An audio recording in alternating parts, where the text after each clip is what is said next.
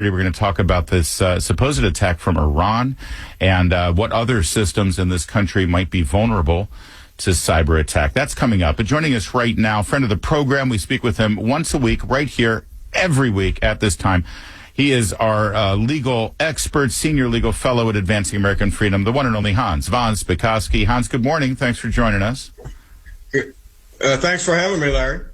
I don't know if you heard earlier, I was talking about this Politico article. The Politico article about the New Jersey voter rolls. Here's the headline. It's the honor system, in quotes. New Jersey's non-citizen voter registration brings private worries into the open. You've been talking about this, Hans. This is automatic motor voter registration, no checks, and no actual control. No, and it's even worse because, remember, the 6,600 aliens that they found on the voter rolls, these were aliens who were actually honest when they went to DMV and they checked the box saying, I'm not a U.S. citizen, and yet New Jersey registered them to vote anyway. What we don't know is how many more aliens are on the rolls who actually said, no, yes, I'm a U.S. citizen, and because they do no verification, that's easy to do and easy to get away with. Hans, also, the article points out that they've been doing this automatic registration at the Motor Vehicles Agency in New Jersey since 2018. These numbers, the 6,600, which you said was a very lowball number, this only encompasses June 23 to June 24. So you're talking about another, 5-6 years worth of registration that they refuse to release. That's right. Yeah, and remember, we're talking about New Jersey, but other blue states like Illinois, California, they all also have automatic voter registration, and those are all states that provide driver's licenses not just to aliens here legally, but also to aliens who are here illegally. Mikey Sherrill, the governor, has said out of one side of her mouth that she wants to be completely transparent and to get to the bottom of this, and then out of the other side of the mouth, she is refusing to hand over the state's voter rolls to the Department of Justice. And she claims that she wants to protect the private information of the citizens, or I shouldn't say citizens, of the people who are registered to vote in New Jersey, Hans. Does she have a valid point there that the Justice Department has no right to access that personal information?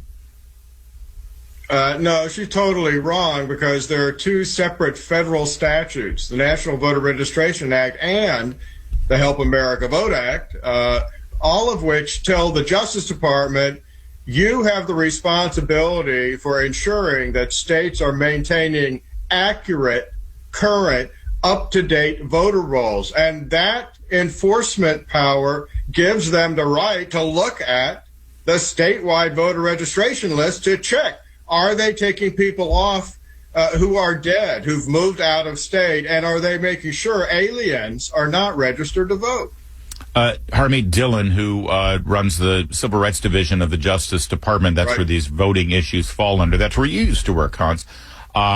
She wants to pursue this.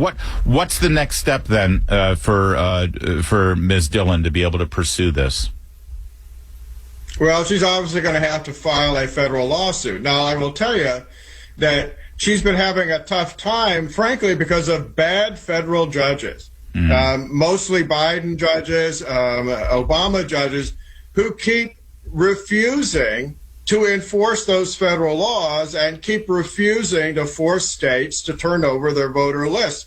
All those decisions are going to have to be appealed. They eventually, I think, will get to the U.S. Supreme Court. And like so many other cases we have seen in many other areas, once they get to the Supreme Court actually enforces the law and overturns many of these injunctions.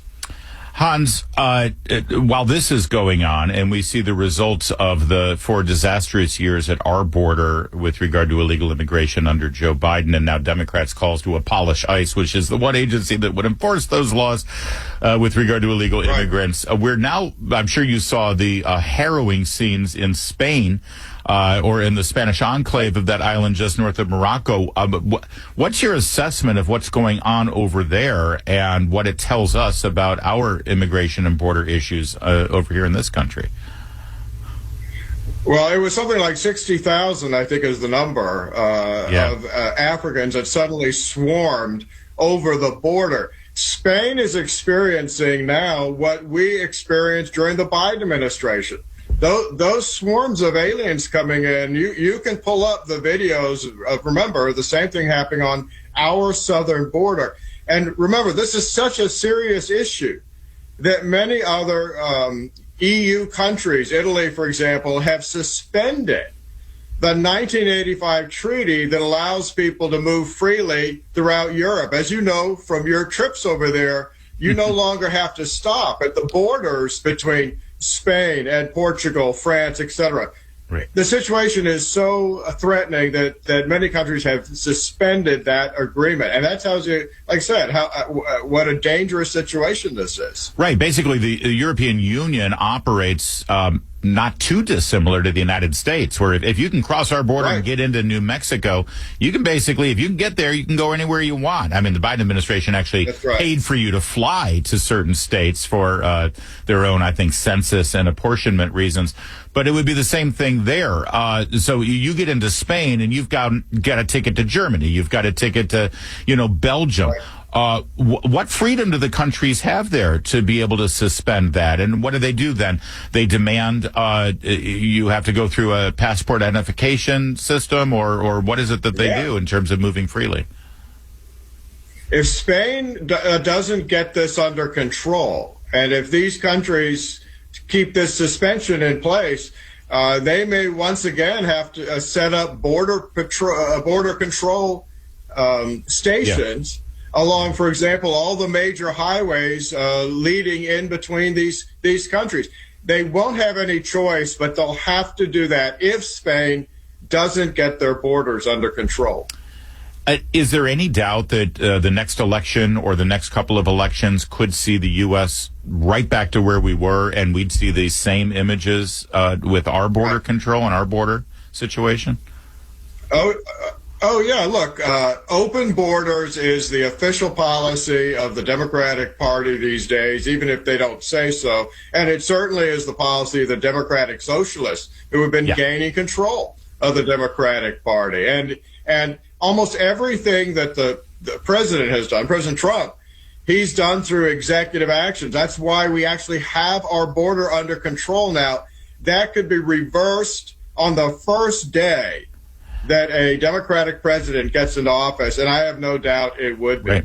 Yeah, because no laws have changed. No laws have changed. It's just the president is enforcing the law.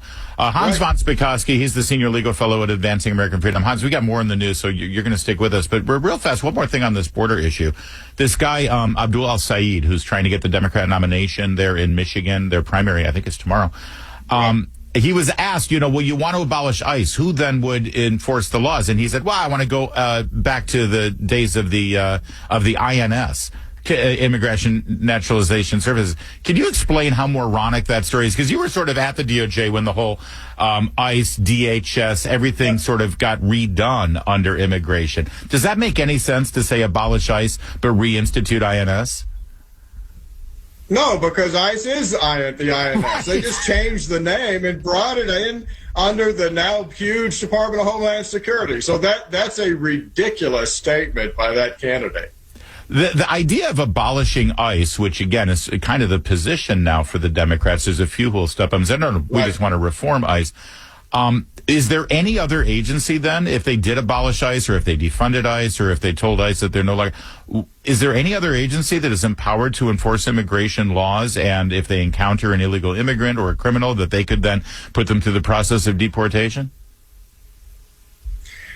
No, that would severely handicap the ability of the federal government to control our borders. And as Ronald Reagan once said, if you don't control your borders, you are not a nation. Yeah. So when they say abolish ICE, what they're really saying is stop enforcing our immigration laws. They just don't want enforcement. Right. Yeah. Right. It's just like they're defund the police. Hans von Spakovsky joins us, continues in the next segment because we got to get an update on Acting Attorney General Todd Blanche, what's involved in getting the deal so that the Senate actually confirms him, and the mystery of the reflecting pool got even more mysterious this weekend. We'll get into it coming up next on O'Connor and Company.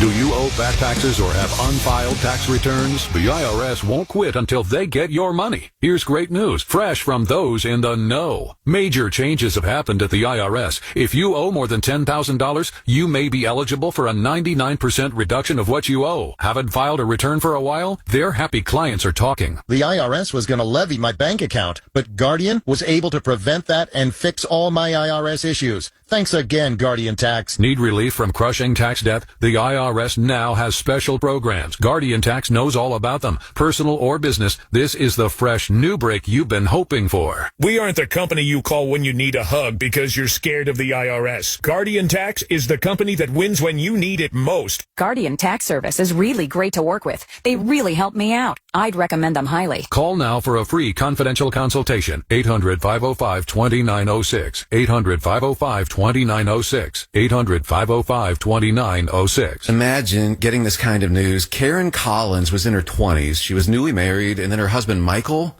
was diagnosed with stage 4 cancer. And he told me, and I just cried because I didn't really know what the plan was. There was another fear, too, the medical bills. And thankfully, they were members of MediShare, and MediShare came through for them. And not just financially. But they called and they said, hey, we know you're going through treatment. We just wanted to call and pray for you. And it rocked my world. And every time they called, it was like, how can we pray for you right now? No. And, you know, what's interesting about this, basically, he's getting the votes of Senator Cornyn and Tillis because he said, well, we're not going to put into place this weaponization fund. But everybody seems to forget there is a permanent appropriation over at the Treasury Department called the Judgment Fund. It never gets any publicity. That Judgment Fund can be called upon and used at any time by the U.S. Justice Department to pay off judgments against the government and, most importantly, Larry, to settle cases. In other words, you know, if a lawyer sends a letter to the Justice Department saying, hey, I'm representing Joe Smith, he's going to sue you because of government misbehavior. If the Justice Department decides, oh, you know, that's a legitimate claim, we should settle the case before he files suit, the Justice Department can do that, and all they have to do is send a notice over to the Judgment Fund at the Treasury Department and say, you know, send me $100,000. I'm using it to settle this case. That has been in place for decades and could still be used by the administration. The concern apparently was the people who were persecuted in their minds by the Justice Department with regard to January 6th. And I know people who went out of pocket. They weren't even on the Capitol grounds the day of January 6th, but because they worked for the Trump administration, they had to lawyer up to the tunes of $500,000 to just deal with the subpoenas from Liz Cheney's hearing. Basically, they could come and they could dip into this fund because the government sort of, you know, put them through the ringer on January 6th. That's what Senator Cornyn was concerned about. They've reached some accommodation. Is there anything you can shed, any light you can shed on this? Apparently, they wanted a document from would-be Attorney General Blanche saying that this fund is not going to happen. Yeah, they wanted a written agreement that this particular fund, $1.8 billion, something like that, was not going to be set up, was not going to be used. And Blanche agreed to do that.